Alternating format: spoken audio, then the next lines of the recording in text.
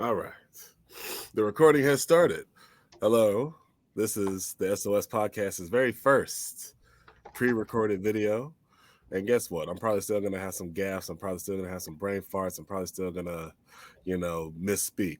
But anywho, I want to introduce our guest, Jody Gothard. He is the owner Gothard. of Gothard.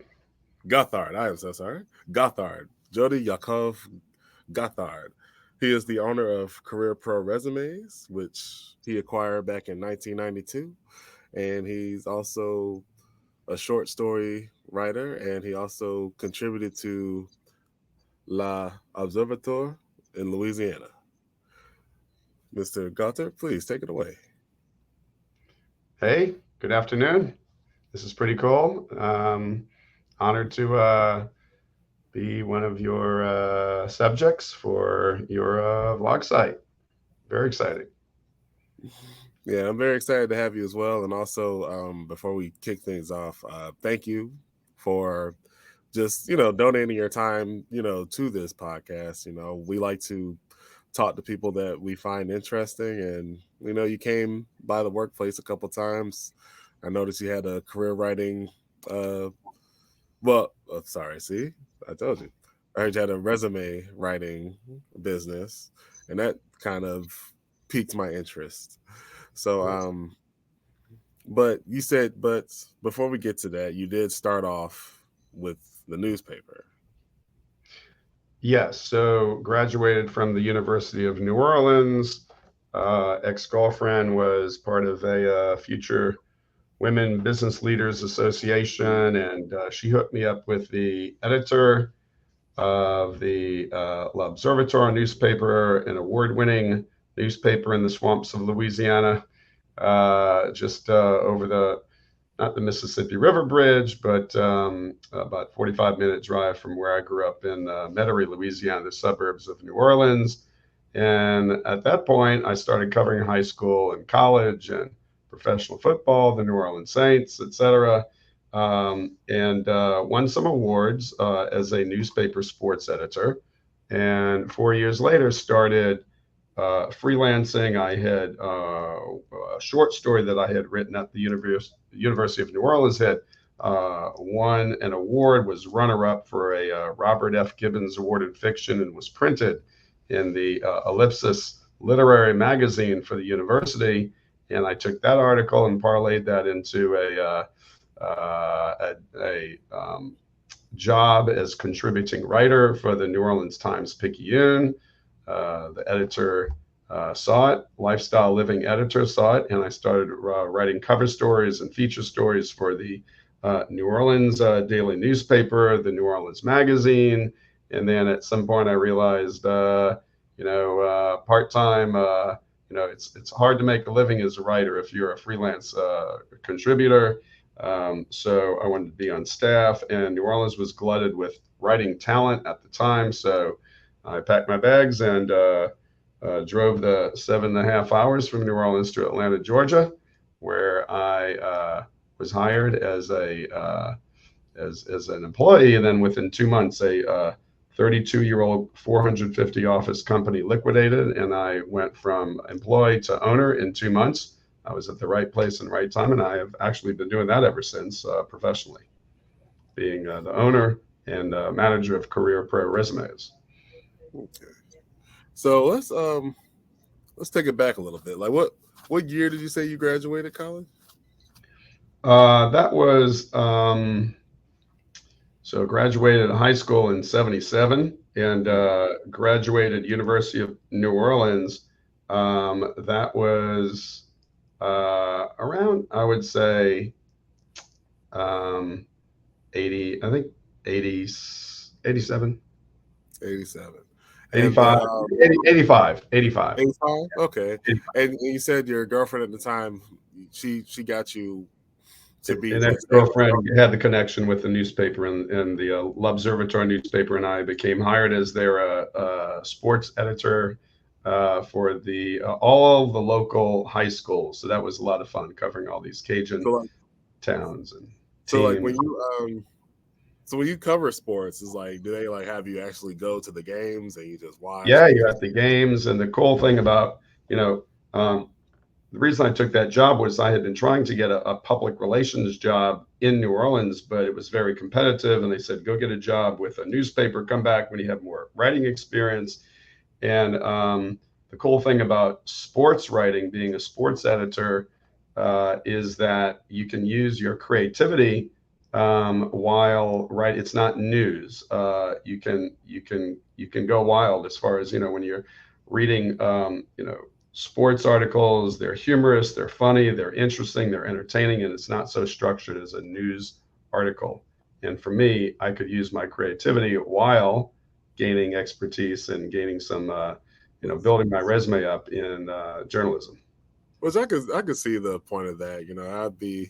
It'll be a little off putting if an author was to be like, yeah, and so the young man's head goes kaplap when it's like talking about a murder or something. Like I can just imagine like John Madden is like, yeah, you see the shooter ran here, boom, great route, but the escapees they got out of the window, good, that's great. That I think that probably would be off putting, but like when you say writing for sports, it could be a little more colorful because obviously sports is exciting. So Sports is exciting, and news. It was called the AP style of journalism, the Associated Press style, which the AP was taken. Then it was taken over by the USA Today.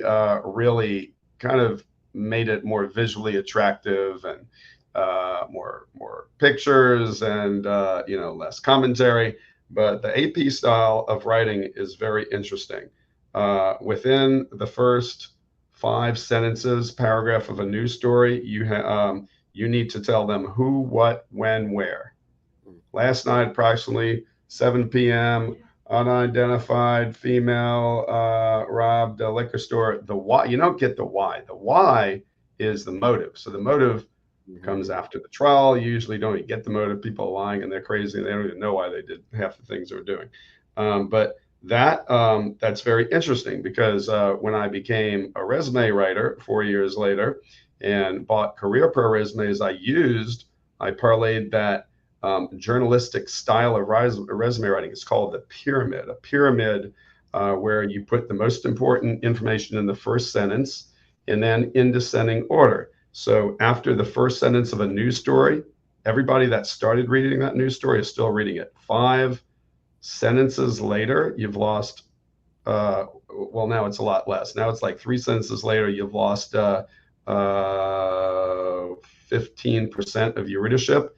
And then after the first paragraph, you've basically lost half your readership, which is why people don't read resumes for more than 7 seconds. It used to be 2 minutes, then a minute, then 45, 30 seconds. And now they're just skimming it.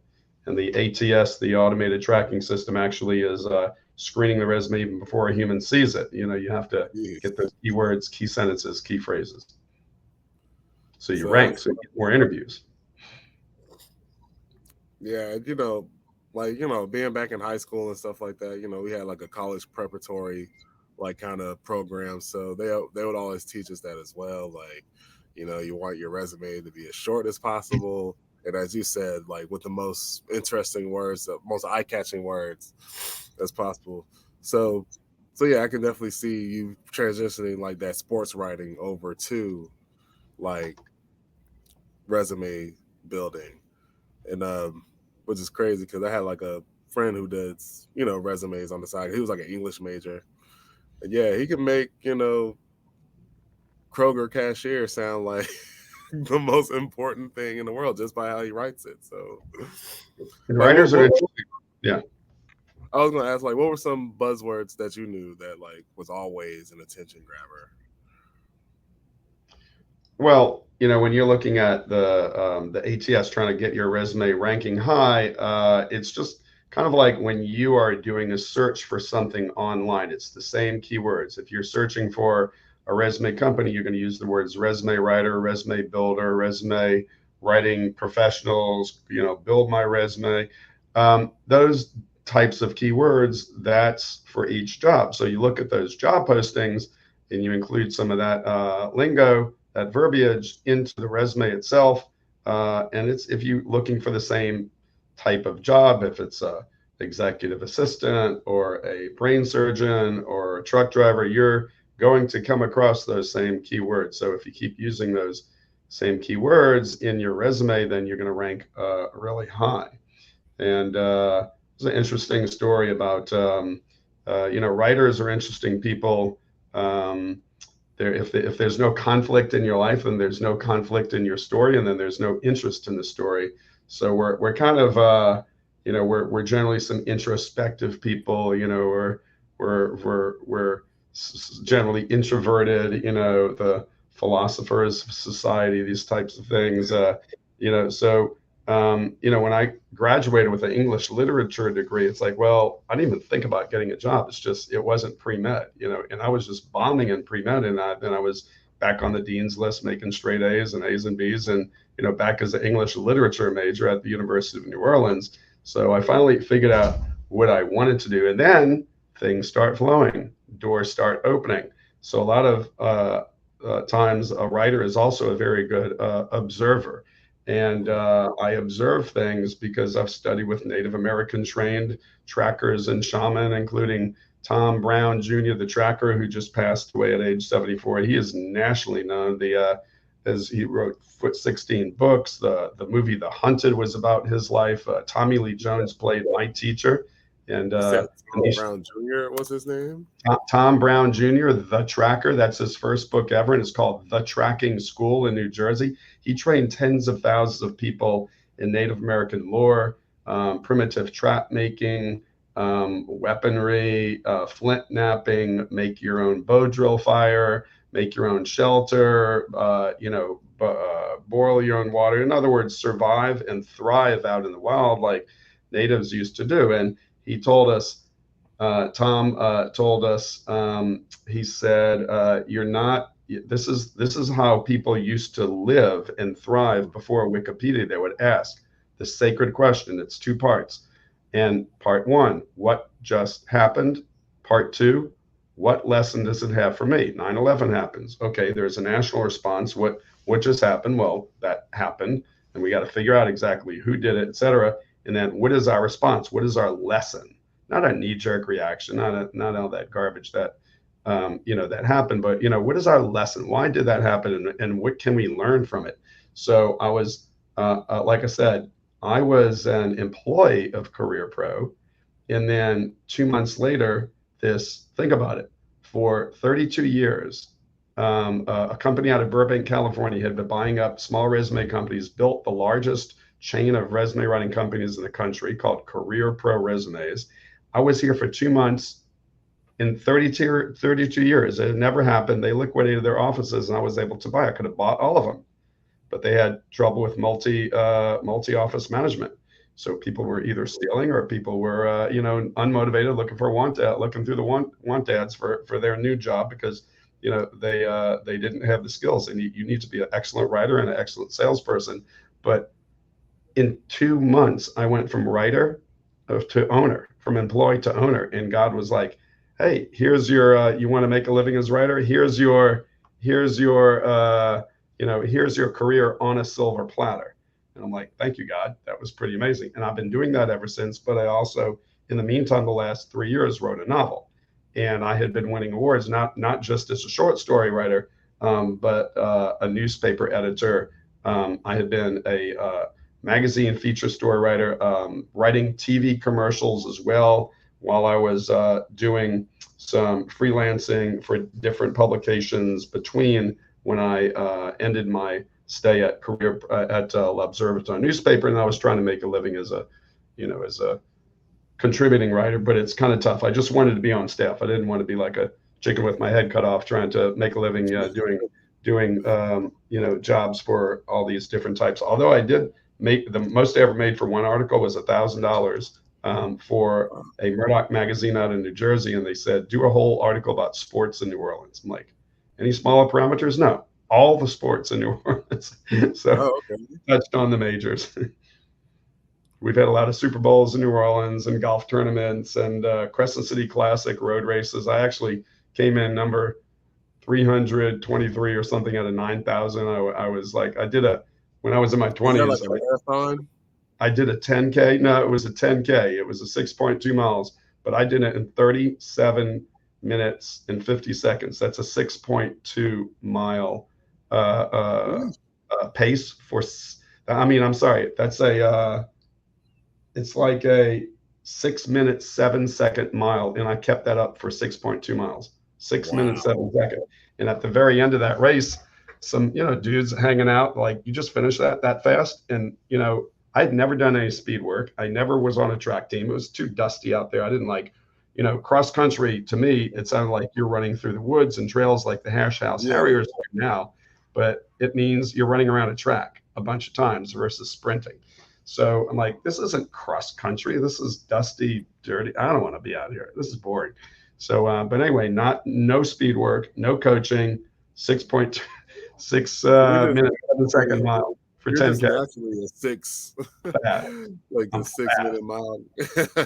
fast. When you're a little skinny guy, sometimes you got to be fast going to an all male public high school growing up in New Orleans. Yeah, it was kind of funny. It My was my all dad was male public school. What was the school called? East Jefferson High School, Jefferson Parish, and they had Was two it like male a high boarding schools, school or just like public public? public Okay, high but school, it's all but males.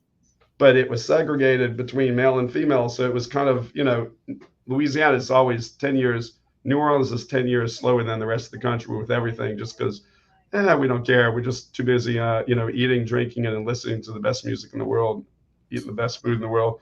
So New Orleanians don't keep an eye on their politicians. So we have a knack. But my dad was the only honest. I call him the only honest judge in Louisiana, which he was. There's plenty of honest politicians in New Orleans and Right, Louisiana, right. as much as anywhere else. So, but when you don't have an educated populace, then it's easier for the politicians to pull the wool over their eyes, like some of them are trying to do right now in the presidential and other elections, just by lying.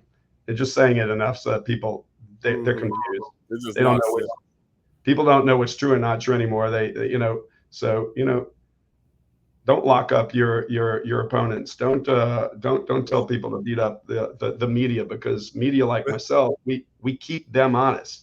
If you start beating up and intimidating media, then you become a police state, and you become Russia. So let's keep America democratic. But that's my little political foray. But yeah, my dad was a politician. I never got involved in politics. My brother Eddie was an attorney, and he did manage one of my dad's political races, because he never lost an election.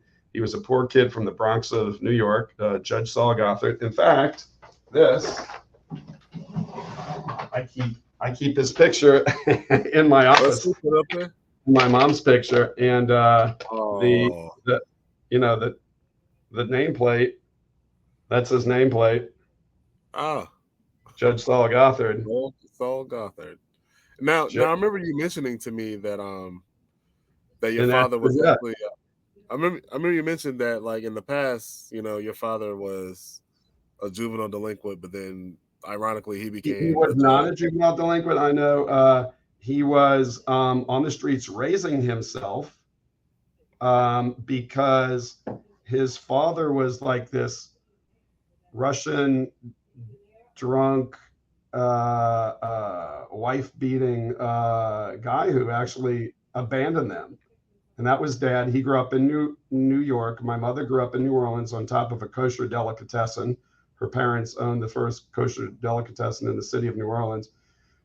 And they met at Case Western Reserve because dad had some social workers that kept him straight. I mean, that kept him from out of jail. I mean, yeah, he was a smart kid, but he was a smart ass kid too, because he didn't have enough attention at home. So he was mouthing off.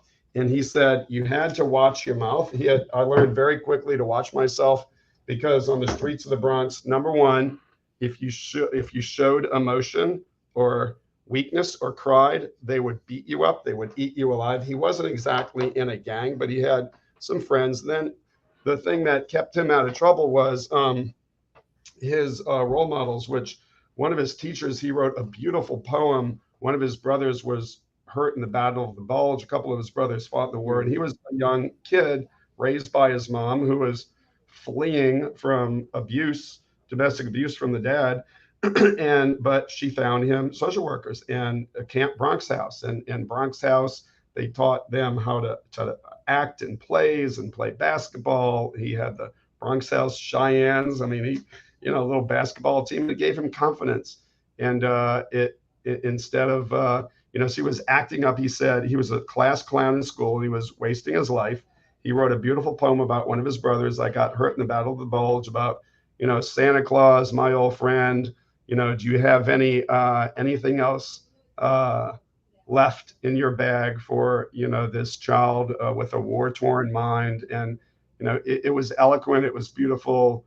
He would say it from scratch, and he presented that poem, and that was the first time his teacher, the kids left the class, said, "Hey, Solly, little Solly, come on over here." And he said, "You have a good head on your shoulders, young man." He said, "If you take yourself seriously, unlike the other clowns in this class, and you're like the head of the clowns," he said, you could make something of your life." And Dad said that's all he needed to hear. He turned his life around. He went from class clown to head of the class, straight A's, A's and B's. And one of his the role models, the social worker, said, "Saul, go get out of the Bronx. You're not going to get anywhere here." Dad goes, "Well, yeah, but I'm coming back." He says, "Well, you can come back, but leave to get your education. Go to Case Western Reserve, get a master's in social work, and then you can come back. And then, with your master's, you can have a bigger impact." Meanwhile, my mom's mentor, because she was like middle class and growing up in New Orleans, and it was like a little Jewish like a community where they had like chicken slaughterer in the synagogue and the Hebrew school, and it was like this little town that had been transported from like Russia, or because most of my I have like two Russian grandparents, a Ukrainian grandparent, and a Romanian and Romanian. So yeah. So, and then they both met at Case Western Reserve in Cleveland, Ohio. They were messing around on the basketball court. Mom happened to sink a half-court shot. He said it was basically halfway between top of the key and half court. Swish. And he's like, "What the heck?" Like, maybe I need to marry that one. Lock her down. Yeah. So, that was half court shot. Yeah, most definitely. Half-court shot, right? So how would you say the relationship between you and your dad was? Y'all seem, for you to know all this, you said y'all seem pretty close, right? Oh no, man. He criticized me for everything. Like he was Really? very judgmental judge. And he was the tough love dad. And like he said, he had to shut down emotionally and very young, or else he would get eaten alive and beaten up. He couldn't cry, couldn't show weakness, couldn't show emotions. He was in a brutal environment. He was in a very, very abusive environment. So yeah, he was my almost my nemesis, but I never gave up on Judge Saul, and he never gave up on me. One time I wrote him a letter with all my grievances, and then I'm like, "Yeah, I'm gonna go burn it," and I'm like, "I feel free," and he's like, and he listened. So he was always open to growth, even though emotionally he was very childlike. He professionally he was extremely advanced. Intellectually, he never lost an election. David Duke was making the rounds one dinner, and Dad was sitting there. David Duke, the former KKK Grand Klansman, and he's gone around. David Duke was running for president, and my dad was juvenile court judge at the time, I do believe, and he was well known, well respected for defending children and speaking nationwide, and nationally known. He's part of a curriculum for teachers. For lawyers now, going to law school as far as child rights. My dad, he'll be famous for. He already is many years, and he just passed away just a few years ago. And David Duke presented his hand, for a little handshake, and Dad sat there, and he's like, "Man, it was all I could do to just keep the steam from just blasting out of my ears." And he said, "I kept my cool. And he said, I don't shake hands with any Nazi sons of bitches. And he Good. said, David Duke never cracked his fake phony smile. And he just withdrew his hand and went to the next table to see if he could find some other suckers to shake his hand. So dad had principles.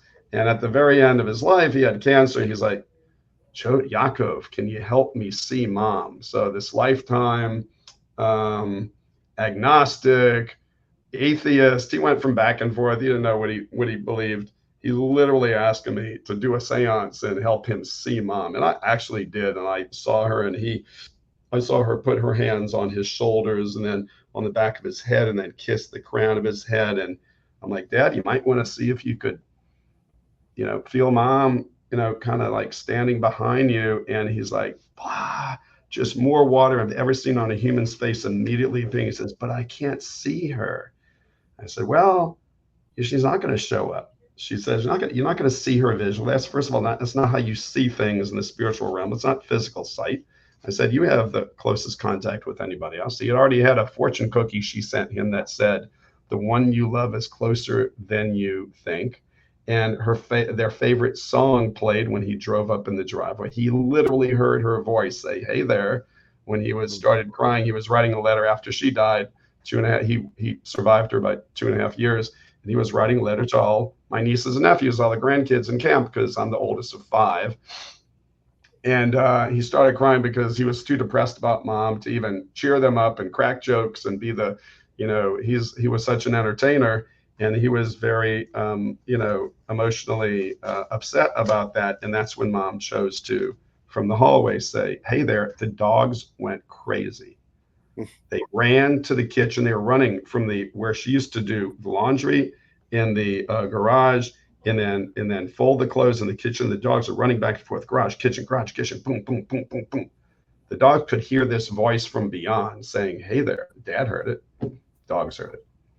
So, and he said, Jody, can you help me see mom? And then, so we had this amazing honor opportunity to help him not only know that, hey, of course she's here and we can prove it because he's the judge. Prove it. Say something, prove it. So my whole life, I don't know how you coming up with this spiritual stuff. Prove it, prove it. I said, Dad, let's prove it. Where's the cancer pain? Not 1 second of pain. Where's the catheter pain? That had disappeared after they changed catheter. I said, Dad, where's the headaches? They literally sawed your skull open 2 times and stapled it shut. And you're hosting Zoom calls the next morning like this. You don't even have a headache. I said, I have more of a headache from gritting my teeth at night every morning. I said, that's a miracle. Oh, that's a miracle. Yeah. And then we went even further. And so we had this amazing bonding experience. I literally prepared him for, being the master, spirit he is right now, because, people need a good, fair judge in heavens. And, and then my brother passed away. And this was all 7 months. So 2.5 years after my mom died at 84, Dad died at 89. Eddie, my 61-year-old brother, the attorney in New Orleans, he died. And he was the one that had managed one of my dad's campaigns. Eddie was everybody's, like best friend and great guy. So, after those 3 things happened, I'm like, what kind of man am I going to be? We just lost the heart of the family, the brain of the family, Dad, and then the decision maker, our attorney, Eddie. I'm like, oh, shaman. Oh, I could be the family shaman, the family rabbi. I could keep him going. So I hosted Zoom calls, 64 relatives. And then my brother Sander, a couple of years ago, he came on Zoom and he says, thank you as the oldest surviving family member. We want to acknowledge that you've been a stabilizing force and a calming influence to get us through this past 2.5 years of hell when we lost half of our family. So, everybody's got their areas of brilliance. Mine is, I lead Friday night services that keep people singing and dancing. My answer, Jewish answer to the Black Baptist church is Shlomo Karlbach. Very spirited Friday nights that we get them singing, dancing. So Shlomo what? Shlomo Karlbach. He wrote more. Karlbach. Yeah, he passed away, maybe 20 years ago, but he wrote more songs. He wrote more songs than King David. Than any Jewish person. And before King David he wrote the Psalms, right? Psalms. And then Shlomo Carlebach wrote more songs, songs, that permeated Jewish literature. I mean, all the prayers now and a lot of the services around the world are Shlomo Carlebach prayers. So anyway, I like to lead Friday night services using his melodies for different synagogues and singles groups, Okay. adult education groups. They just bring you all over the place and pump up the energy in the room because that's what I like to do. That's what I'm good So at. now you also mentioned, you were taught, about Native American spirituality. So, like, Aho, hmm? aho, you have Uh, spoken. Aho, I agree. oh, Yes, okay. I have. You're Usually, teaching me usually everything. we wait till somebody finishes speaking, and then they say, "Aho, I have spoken," and then you repeat, "Aho, I Oh, hear you. You are oh, seen. okay. You are heard." Well, thanks for Amen. teaching me that. But Amen. I guess, like, I guess, like, you personally, like, do you blend that along with your Jewish faith as well, or Yeah, like? yeah. Here's my shirt. It's like this. You know, it's what is it? A owl, right? With Native American feathers. And Mhm. here's in my office here, I have the Star of David with a Native American dream catcher that I put dream catcher, Star of Oh, David, dream catcher, because it's Star of interesting, David. because like, And I put them together to make a nice little thing. So anyway, that's my lineage, my heritage. And here's the deal. Here's the deal. People used people used to ask me, and I grew up in New Orleans, and I grew up with a judgmental judge, and I could never meditate in New Orleans. Not until I was 32 years old and came to Atlanta did I ever have the guts, because there was so much judgment in my family. And to even go to a yoga class. I mean, I did that right before I left. I started going yoga classes, which is kind of like, it couldn't now be when a, you say judgmental, like, was your family kind of like on the Orthodox end of Judaism, or like what? yeah. So there's something called like American Orthodoxy, where you drive, and like Orthodox people don't drive on the Sabbath, which is Friday night to Saturday night. You can't use electricity. You can't work, right? You can't work on the Sabbath. Well, what's the definition of work? In Judaism, definition of work is all the types of labor that they did building the temple, building the traveling temple, the Ark of the Covenant with the drapes and the where the altar where they sacrifice the animals, and the incense where they burn the incense, and then the Ark of the Covenant. That's the Ark with the cherubs, two golden angels made out of the solid gold that was also attached to the cover, the gold cover of the Ark. And then when the Jewish people were doing what they were supposed to do, and living as a kingdom of princes and princesses and unified and not infighting, then the cherubs would face each other. And then when they were exiled, they would turn away. When God was displeased with the Jews, the cherubs would turn away from each other. There was a lot of miraculous stuff that happened in that little 10-foot by 10-foot, I think, kind of square foot area, which was the Holy of Holies. The high priest would go in once a year, Yom Kippur, Day of Atonement, 10 days after Rosh Hashanah, the New Year, which is the happy time where you eat big meals with your family and friends. Non-Jews will probably know about the high holidays. They're coming up in September. So, but that one day, the holy that Yom Kippur, the Day of Atonement, when we fast, and that we have like 4 fast days throughout the year. It's not just 7, I think. It's not just that one day, but that is the most holy day of the year. The high priest would go in there, but they would tie a rope to him, and he would have. Why did he have bells around his garment, around his vest? Because Interesting. he had one pure thought. Boom, he was dead. He was dead because the presence of God was in there. So when you're an electrician and you're working with a high voltage battery, your high voltage wires, if you touch it, you're gone. Right. So that's what's happening. And your resonance has to resonate well. If you have AC and DC at the, you're gonna fry.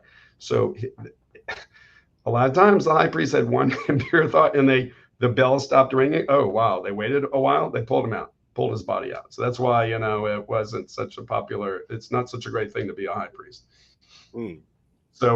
But yeah, they would go in there, and that was the how that the Dalai Lama, when the China invaded Tibet in 1959, and genocide, cultural genocide, physical genocide. China killed 1 million monks and nuns, tortured, raped, and murdered. Like, you want to see what how China acted then? Look at Russia and in Ukraine right now. Right. And then like 10,000 monasteries they destroyed. So when the Dalai Lama, he lives in Dharamsala, India right now, and he brought in about 25 years ago a bunch of different types of rabbis, and some reforms, some New Age Reconstructionists, and he's like, "Hey, rabbis, tell me something. How did you survive in exile for the past 2-3 thousand years?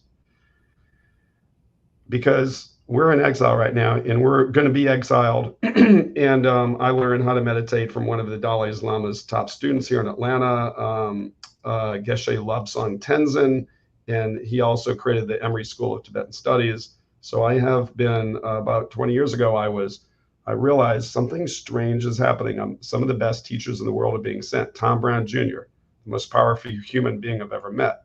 May he rest in peace. His soul elevate to higher and higher levels. He trained so many people. He was beloved by so many people. Geshe Lobsang, a lovable, another charismatic human being. Some of these Hasidic masters that are teaching. I learn all the time, but you're blessed when the best teachers in the world are being sent to you. And I think it was because for this novel, to put into this novel that I had just finished. But the Dalai Lama asked these rabbis, we're going into exile like you guys did. How do you keep your culture? How did you become stronger? How do you not lose one word of your Torah, one prayer of all your prayers? How come you're gaining more culture and ritual and ceremony versus less and less and less and less? How did you survive Egypt? I mean, slaves, people are enslaved. They generally come out losing most of their culture that they had. And the answer was because when we became a nation, we were not even in the land of Israel. We were in the desert. And the whole purpose of getting that, the laws and the 613 commandments and all these things, and the laws of keeping kosher and the laws of keeping the Sabbath and praying 3 times a day and just blessing every single piece of food is, not just like the Buddhists would say, when you want to escape this world, the samsara, the cycle of suffering and pain, we don't want to be incarnated anymore. We just want to leave the world on its own. The Jews are like, no, we want to raise the elevation of the world.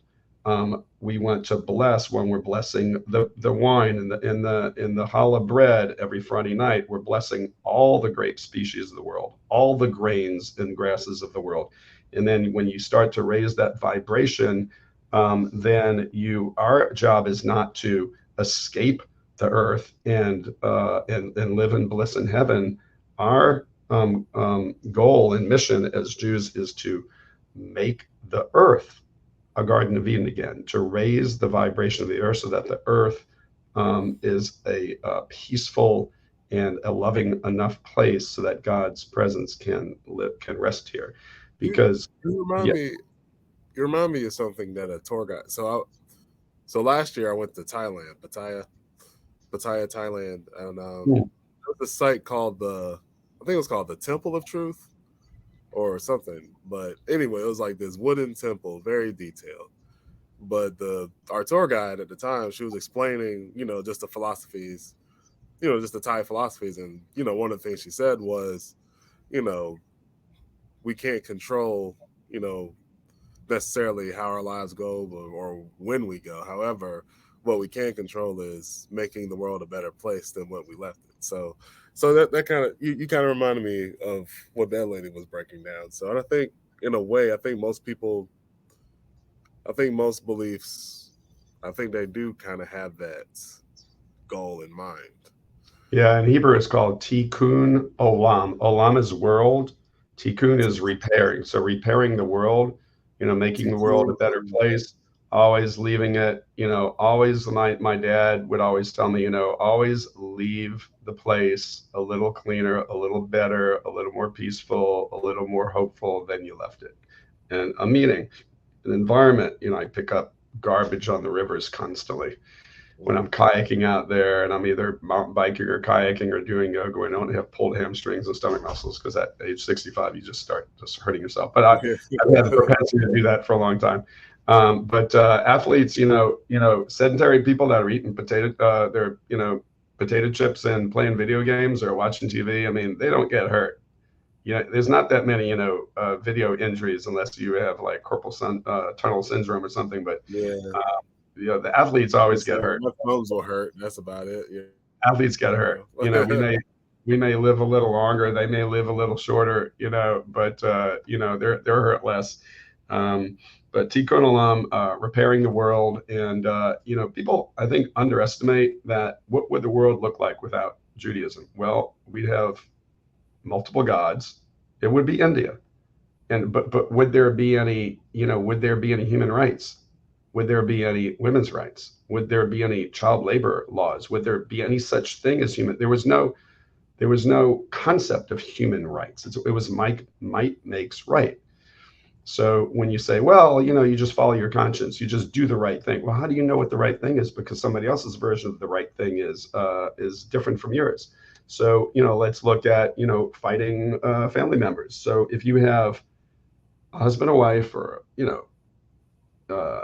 two men or two women, whatever the relationship may be, and they're fighting, well, it's he said versus she said, or he said versus he said. So you can't, there's no backup. And a two-legged stool is not very stable. But if you have the third leg, which is God, which is all of these morals and ethical rules that Judaism brought to the world, then you have stability. So before Judaism, it was kind of chaotic. It was much more barbaric and much more brutal. And I think when you look at that Old Testament, which everybody has, Christians have the Old Testament as well as the New Testament. Muslims have the Old Testament as well as the Quran.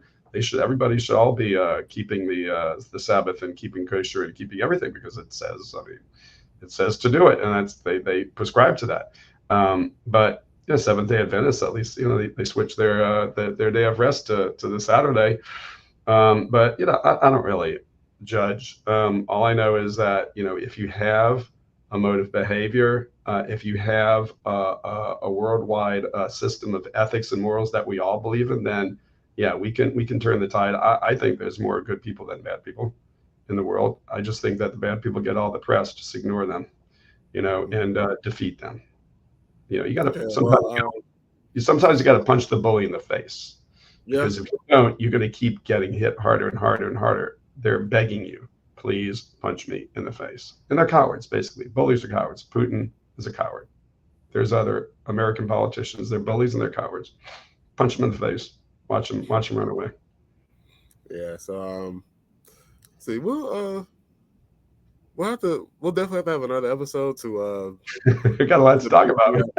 To debate the or like the I'm an atheist myself, so it's like so I was like, I don't think necessarily God is necessary. Well, we have a lot in common. Let's say I believe in God. We have a lot in common, because the God that I believe in and the God that you don't believe in is the exact same one. So we have a lot in common. Break that down for me, please. Well, it's you can tell an atheist, hey, we have a lot in common. The believer and the atheist, because the atheist says, I don't believe in God. We have nothing in common. I said, and the believer can say, well, we have a lot in common, because the God that I believe in and the God that you don't believe in is the exact same God. So we have a lot in common. Oh. Okay. The God that I believe in and the God you don't believe in. We're still, but you're still, what the atheist believes is, it's still based on God. It's what you don't believe. I don't believe it. The atheist is not saying I don't believe something different. It's just saying I don't believe in God, but the conversation is still about God. So you don't believe in something. You're talking about something you don't believe in, which was kind of crazy. It's kind of interesting, actually. Well, it's more so like It's more so like, hey, I believe in the unknown creator of everything. And my proof is, well, just trust me. And it's just like, I don't buy it.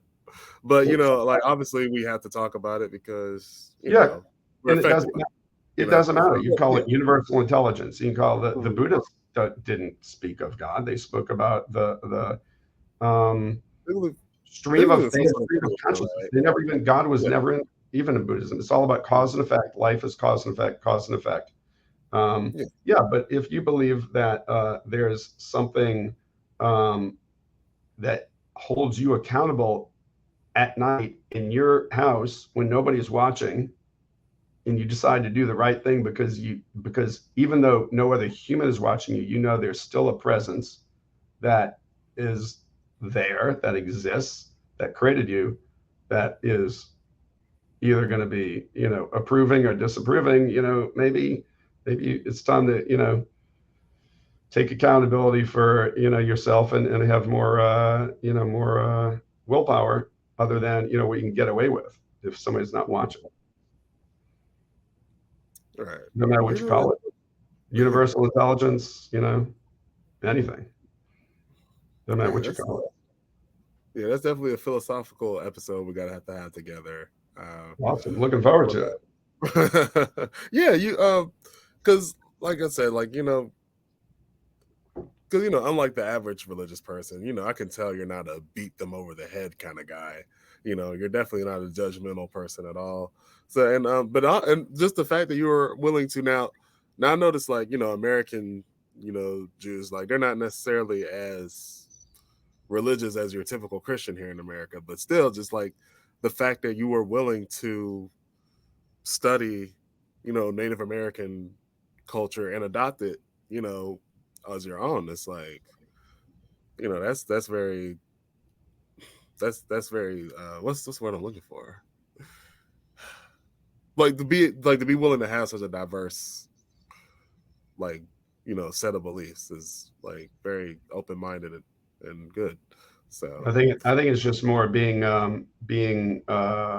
paying tribute, and being authentic to previous lives. Because I always said if I wasn't a Native American in a previous lifetime, I would have made a damn good one, because they combine my two greatest passions of nature and spirit into one religion. hmm. So they truly could have the Native Americans, the Cherokees, the Choctaw, the Cree, the Mohawks, the Apaches, just And Cheyenne. who was the tribe that was in Louisiana?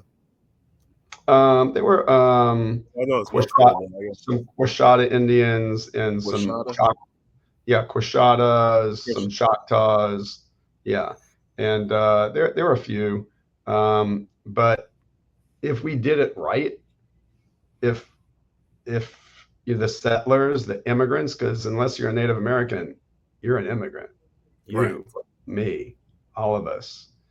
And I think how what I just heard at the Democratic National Convention, what I think it was maybe John Lewis, uh, great, amazing Senator John Lewis. I mean, just a champion of human rights. And when the Jews and blacks used to march together down in Selma, and they were getting killed, the Jews and blacks were getting killed for marching down in Selma, back in the '60s. I think it was him. I hope I'm not misquoting, but the quote was amazing. He's like, and it doesn't matter whatever it doesn't matter whatever boat you arrived here on, whatever ship you arrived here on, we're all in the same boat right now. We're all in the same boat. We're all Americans. We all need to work and come up with positive solutions, not criticizing people, not calling people silly little child names like we used to do in kindergarten. Let's pick leaders that can take us in a forward direction, because we need to find commonality. I think we have commonality, and our leaders tried to break us apart with wedge issues. Abortion is important, but now it's really important. But very emotional issues So that that was yeah, so that was my emotional next. issues that drive people apart. They're called wedge issues, and they're very good at that, driving people apart. We need to realize we have more in common than we have separate, and Right. we actually all want good things. The left want good things, the right want good things, and what a stupid name. Are you left? Are you right? That those are irrelevant. They don't describe the human. And when you start stereotyping like that and putting people into, the Buddhists say, do not label people. It's dangerous. It could lead to holocausts. Very dangerous. That Yeah. quote you mentioned, that was from MLK, and yes, we, Oh, you know, Martin Luther King. and that's the but that's the Oh, weird thing about the politics, though. Like, and, you know, that's something that's something that everyone has to understand too. Like, we all have our own ideas. Well, we all agree on one thing, that there's a problem that needs to be solved. It's just we disagree on how to solve it. You know. well, let's come up with the solutions. What is your solution? I know that you say that person is communist, and I know that person says you're a fascist. Yeah, I don't care. I don't really care about your name calling and your childish behavior. What is your solution? How are you going to drive this country in forward? Give me your policy, outline it, and tell me what it is. And if it's Project 2025, I am not interested in my rights being taken away and my freedoms be taken away. So if you're the party of freedom, give people freedom. If you're the party of conservatives, conserve something, conserve the environment, Right. conserve healthcare, conserve Medicare, conserve Medicaid, conserve all these. Conserve the Department of Education, which they're also planning to abolish, so they can burn more books. I mean, let's not make this into another communist country, which is where it would go. Sounds like And, police state. you know, it's crazy though. It's like you mentioning, you know, conserving Medicare, conserving Medicaid. Like, someone will call you a communist for saying that. Like, you want the government to be mom. You know, it's like, Because I'm a Democrat. It's because I'm a Democrat, because the Democratic Party is the party that has the most Old Testament values in it. Support the hungry, feed the needy, house the homeless, protect the orphan, protect the widow, don't make fun of them, don't let them starve. And yeah, there is another side to that you can't be on welfare forever, that you have to get a job, and you can't milk the system by having 10,000 kids. No, that's people taking advantage of the system and ruining it for everybody else, because you're running up the cost of the system, and you don't want to work ever. Well, Bill Clinton fixed that, and then it got I think the next Republican administration, took that right away. So that's unfortunate. Bill Clinton had fixed a lot of things in this country, and a lot of those beautiful programs. And GW came by. yeah. And then John F. Kennedy created the Job Corps, and I mean, there's so many. And yeah, Ronald Reagan, great president. Great president. And there were some problems with Reaganomics to trickle down economics. He did introduce gun control. I guess that's good. He had a lot of his foreign policy was amazing. It distracted everybody else from a domestic policy. But anyway, as far as he was so popular, the whole South used to be Democrats. The Dixiecrats, yeah.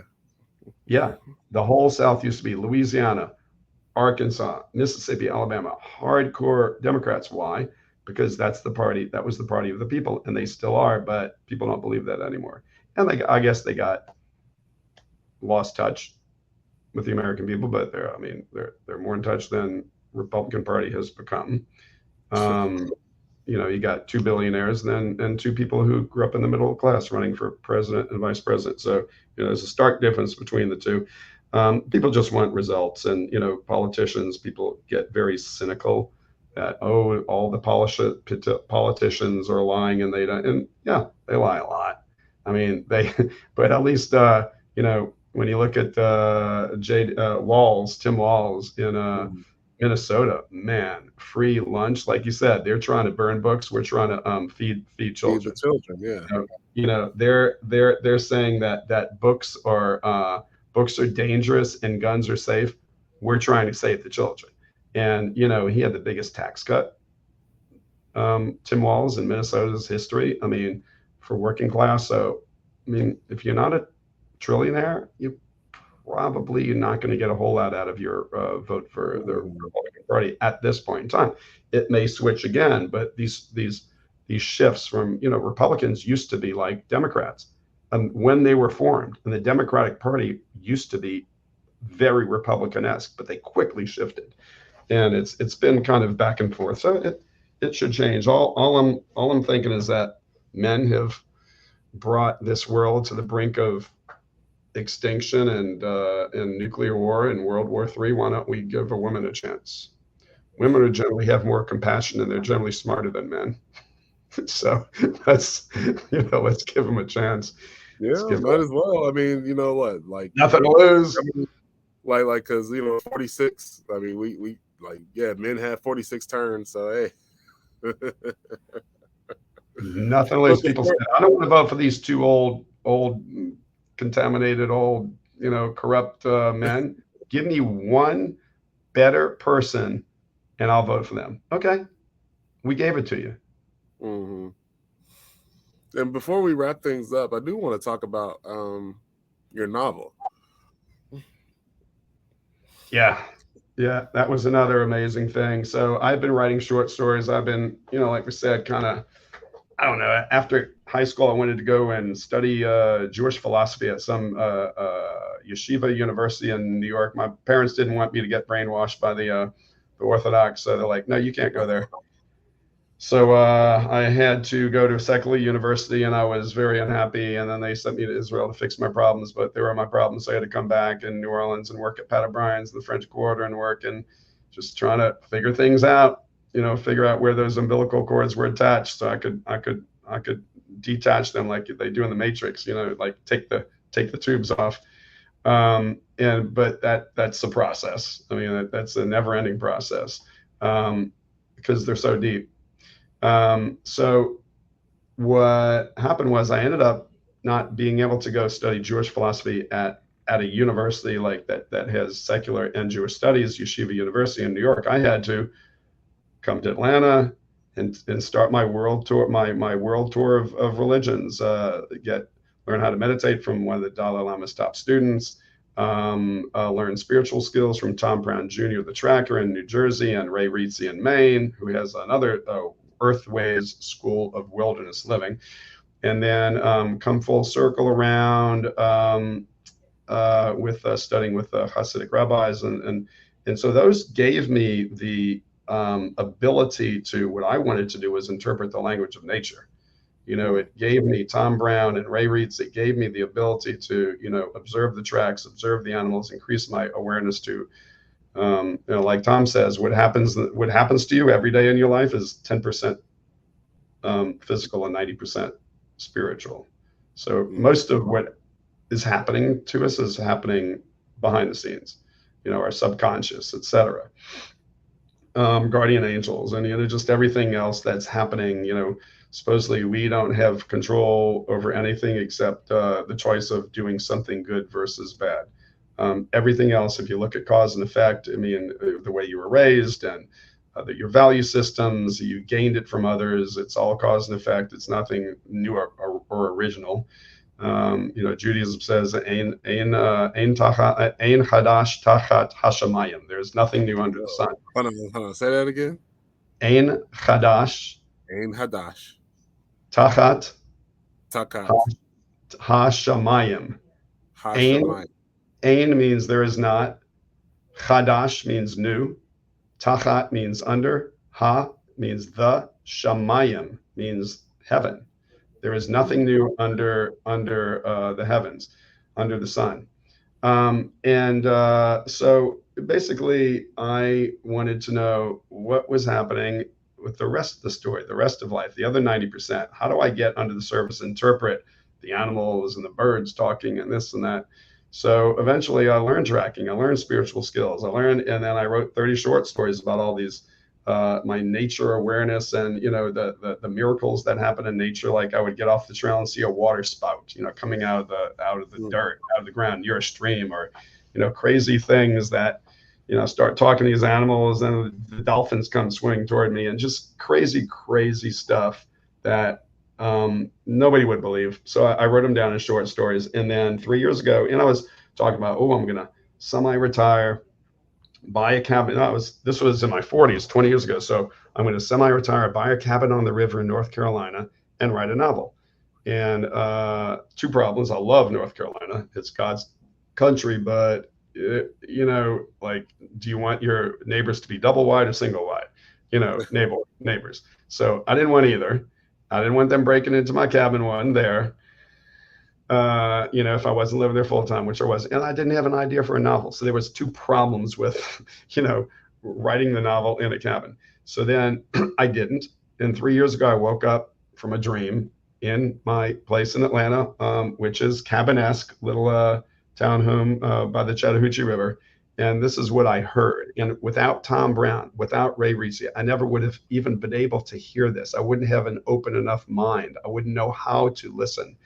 And this is what I heard when I woke up. Here's your novel, dual lifetime, reincarnation story, same girl, same guy, first lifetime, 1838, Trail of Tears. She's a Cherokee, he's a soldier. Second lifetime, they're reincarnated, 1972, two poor Appalachian kids. He wants to date her, he's a little weird, and she doesn't want to. He ends up kidnapping her and taking her along in a car along the Trail of Tears. So there is redemption at the end, and then we go back in time, and then there's a redo. But if you want to know in a nutshell, what is this about? This book is about a girl who in 2 lifetimes sells out for dad's approval, gets herself into life-threatening situations, loses everything that she loves, then rekindles the spark, rekindles the flame. And we were talking about making the world a better place. I ask young people in their 20s and 30s. One girl, I said, "How do you deal with the world falling apart?" Because the scientists and the economists are both saying we are literally living on thin ice, extremely thin ice. It's about to crack. The world, economy is about to crack, and of course, the ice is cracking, and water levels are rising. And why are the storms getting bigger? Well, global warming, because that creates more energy and more water in the air, and then the hurricanes coming through trying to knock New Orleans out of are getting bigger and bigger. So when I develop these skills, then I hear the answer. I get my theme of my novel, and the novel is basically about a girl who sells out for dad's approval, loses everything she loves. And I've had people tell me best novel I ever read. Only a few people have read parts of it. Best novel I ever read, nonstop page turner. I thought this was going to be more amateur junk. A lot of people writing books. It is not. Listen very carefully to what I'm about to tell you. You just wrote a masterpiece. You brought me to a lost world that doesn't exist anymore. It's extremely vivid and descriptive. I can see everything. I can't stop reading it. I can't put it down. So I'm definitely on to something. And I've been sent the best teachers in the world. And there's no waste in nature. There's no accidents in nature. God, or the universal intelligence, or Mother Nature, or whatever you want to call it, or I want to call it, or anybody wants to call it, something's coordinating everything. And I'll give you one last little brief story about proof that something is coordinating everything, whether you're atheist or agnostic. So I like to pick up trash. Like I said, I like to pick up trash. I could give you a couple of stories to prove this was happening, but the least crazy one I'm going to tell you. The other one you're not even going to believe. When I saw Mom and Grandpa in the air, like literally when I was about to pick up garbage. I was years ago, before Mom and Dad and Eddie passed away, and before I got this ability to, connect with spirits and stuff. I was just picking up garbage. And it was on it's near the Appalachian Trail, the Blue Ridge Parkway that runs through Appalachia, North Carolina. And off the Blue Ridge Parkway in Western North Carolina, there's a beautiful area called Graveyard. And there was a fire, and then a government official came back after the fire, and he said all the stumps, the rotting stumps that were being covered over a few years later by moss, looked like gravestones. So it's a beautiful, beautiful area. There's streams, there's waterfalls. You can park right there. And then there's a black-topped boardwalk that goes through the beautiful blooming mountain laurels or azaleas. Now, these wild azaleas, um, they are they are brighter purple than they are here in Atlanta. They're pink, but up there it's cooler, and the air is producing these beautiful, and the soil up there, everything is pristine up there. And I'm hiking off the blacktop trail leading down to the stream and the waterfalls, and I'm picking up trash. Not only am I picking up trash, I'm picking up the stuff that I don't even ever touch. Cigarette butts and beer bottles, because I don't like the mentality. I understand the mentality of the people that are just drinking and tossing and smoking and tossing. But I'm doing it. I'm getting the nicotine all of my fingers. I'm putting the cigarette butts in the beer bottles. When I come out back onto the trail, I look back because I can feel some energy coming off these purple azaleas, and they're like, the branches look like they were reaching out to me. In gratitude, I got distinct emotion of gratitude, and I'm like, this is strange. And I never play into that. If something like that comes off, from off the left side, outside of my train of thought, and just pops in, that's usually a spiritual thought, but I don't feed into it. I don't build it. I ignore it, and I move on to the next thought, and I forget it, because I want to make sure that I'm not creating or building this thought. And then I get back to my car and I throw away the garbage. So this was the end of a Memorial Day weekend with a singles group, and I had gotten there a day early. I had been kayaking and all day, all night. I mean, we were doing all these physical activities and hiking. I was beyond tired. I was fatigued and I was tired.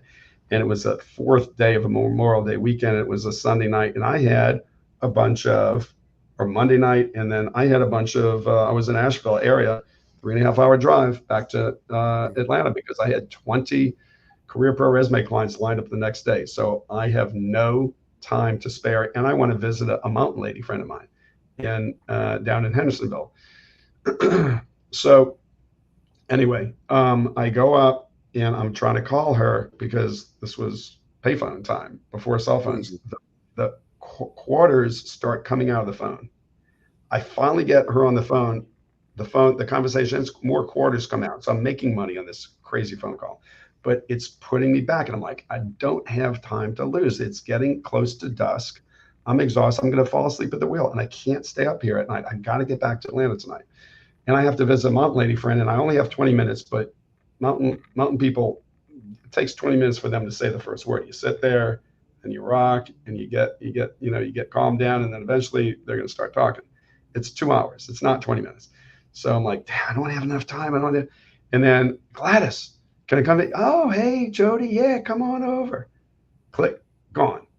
I'm like, oh my God. So I'm back on the Blue Ridge Park, and I'm driving, and I'm going to go down past Sliding Rock and past Looking Glass Falls and all that stuff. But I'm like, oh no, I can't bring her nothing. I can't go in empty handed. Go back to there's a little store there, Pisgah View. And I buy some bird bookmarkers for her, and as a gift. And then I get back on the road. It's like, God, I'm losing so much time. So then I turn off the Blue Ridge Parkway. I'm about to go down past Sliding Rock and Looking Glass Falls, and I'm boom, boom, boom, boom, boom. And then I make another turn, and there in the middle of the road is the size of a mountain lion, but it was a bobcat. I'd never seen any wildcat in the wild. And it was the size of my bumper. It was the size of my bumper. No tail, pointed ears. It was the biggest 60-pound bobcat anybody's ever seen. They get big in the wild, huge. And it looks at my bumper. It gauges my speed. It is not going to run. It gauges that it can't keep walking forward and make it to the other side of the road at its cadence. So it slowly turns around with its huge padded feet, goes boom, boom, boom, and then off the road, gone. It turned around halfway into the road. And I'm like, that was amazing. And so let's line up the three things that happened. Picking up garbage, and then I saw I felt like the trees, the flowers were reaching out its branches in Gratitude. gratitude. Then I'd have no extra time to spare. I'm going to fall asleep at the wheel. I have to get off this mountain, go visit this Mount Lay that takes forever, and then I got to drive before without falling asleep at the wheel. So, but quarters keep coming out. So the first very unusual thing that happens is a tree is sending the energy of gratitude. Second unusual thing is quarters keep spitting out of the payphone even during the middle of the conversation. Third, once in a lifetime thing that happens is I see a wild cat in the middle of the road. Mm. So there is a connection. Nothing happens by accident. Did the cat do it? Did the quarters do it? Did the trees do it? No, no, no. So who coordinated all that? Is it Mother Nature? Mother Nature. What is that anyway? Is it a mother? What is it? It's God. It's something that natives call the spirit that moves through all things. And in Judaism, the word for Elohim, the God of nature, is also the same numerology, gematria of. It has the same numerical value of the Hebrew word hateva, the nature. So in Judaism, we're literally told nature is God. God is nature. So anyway, that's my story to prove that there is something coordinating, something hyper managing, super managing this whole scene. All right. Well, thank you, Mr. Gothard, Mhm. for your time. And yes, I definitely got to have you back on so we can talk more philosophical. But is there any well, you definitely said a mouthful, but I mean, but still, is there any parting words you want to give before I end the recording? Yeah, shalom. Shalom. It's what every Israeli prays for. It's what every Israeli has tried to negotiate for. It's what every Israeli soldier wants. It's what every Jew wants and what we've always wanted. It means hello, goodbye, and peace. It means peace. When an Israeli tells you hello, they're saying, please bring us peace. It's all they've ever wanted. So, shalom. Thank you very much. And I I hope hope I have spoken. I hope BB has heard your message. All right. Well, good night, Yeah, everyone. Thank he's you the again, problem. He's the problem. Mr. Thank you again, and All farewell. righty. Shalom. Thank you. Appreciate it. Have a great evening, everybody.